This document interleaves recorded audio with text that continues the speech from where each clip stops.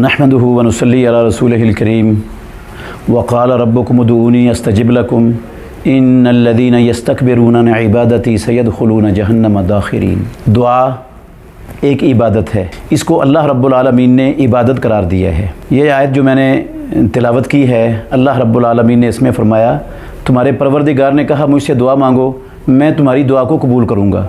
यकीनन वो लोग जो मेरी इबादत से तकब्बुर करते हैं वो ज़लील होकर जहन्नम में दाखिल होंगे। तो इस आयत करीमा में मालिकुल मुल्क ने दुआ को इबादत करार दी है।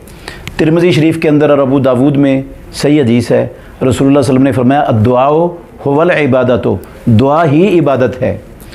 तो ये भी हदीस है रसूल मुकर्रम सल्लल्लाहु अलैहि वसल्लम की कि मल्लम यसअलिल्लाह यग़ज़ब अलैहि, जो अल्लाह से दुआ नहीं करता रब्बुल आलमीन उस बंदे से नाराज़ हो जाते हैं। ये मामला दुनिया वालों के मामले से बिल्कुल उल्ट है। हम दुनिया वालों से मांगेंगे तो वो मांगने पर नाराज़ होंगे, लेकिन रब्बुल आलमीन उससे ना मांगा जाए तो वो तब नाराज़ होता है। मांगने वाले पर खुश होता है और ना मांगने वाले पर रब्बुल आलमीन नाराज़ होता है। और ये बात भी मुसल्लम है कि अल्लाह रब्बुल आलमीन ने हमें अपनी इबादत के लिए पैदा किया है, तो ये दुआ इबादत है। हम अल्लाह की इबादत के लिए दुनिया में पैदा हुए हैं, तो हमें तो जो भी मौका मिले अपनी ज़िंदगी का उसमें ये दुआ का इह्तिमाम करना चाहिए। अल्लाह ने पैदा ही हमें अपनी इबादत के लिए किया और दुआ इबादत है। मगर मेरे भाइयों, जो समझने वाली बात है वो बड़ी तवज्जो से उस पर गौर करना, वो ये है कि जो इबादत है उसमें तरीक़ा मेरा या आप में से किसी का या किसी आलिम का या किसी मुहद्दिस का या किसी इमाम फ़कीह या मुफ्ती का नहीं चलेगा।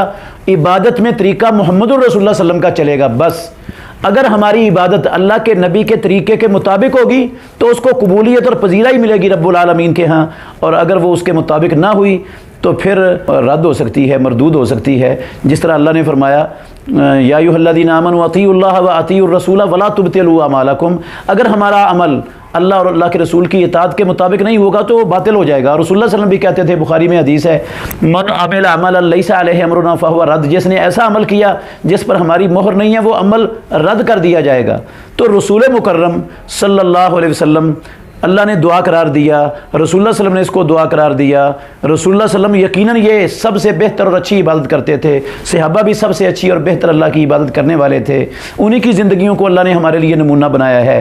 तो अल्लाह के नबी ने पूरी नबवी ज़िंदगी फ़र्ज़ नमाज़ों के बाद इज्तिमाई दुआ नहीं करवाई, ना जुमे के बाद इज्तिमाई दुआ करवाई है, ना किसी जलसे और दरस और तकरीर के बाद कभी इज्तिमाई दुआ करवाई है, ना रसूलुल्लाह सल्लल्लाहु अलैहि वसल्लम ने कभी किसी निकाह की मजलिस में इज्तिमाई दुआ करवाई है, और ना किसी जनाजे के मुकम्मल होने के बाद इज्तिमाई दुआ करवाई है, और किसी खाने पर किसी मजलिस में बैठकर कोई इज्तिमाई दुआ करवाई है।